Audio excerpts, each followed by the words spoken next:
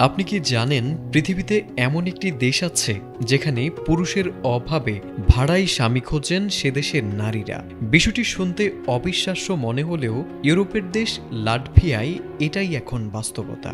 ভয়াবহ লিঙ্গ ভারসাম্যহীনতার কারণে দেশ জুড়ে আলোচনার কেন্দ্রবিন্দুতে উঠে এসেছে এক অদ্ভুত পরিষেবা, handy husband.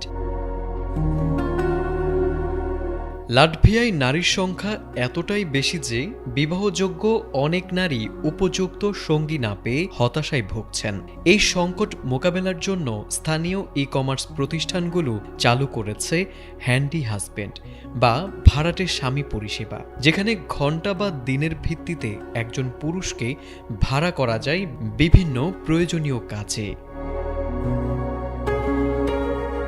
The new York পোস্টের তথ্য মতে লাটভিয়ায় নারী পুরুষের অনুপাত ইউরোপের গড়ের প্রায় ৩ গুণ। বিশেষ করে ৬৫ বছরের বেশি বয়সীদের মধ্যে নারীর সংখ্যা পুরুষদের তুলনায় প্রায় ৩ গুণ বেশি।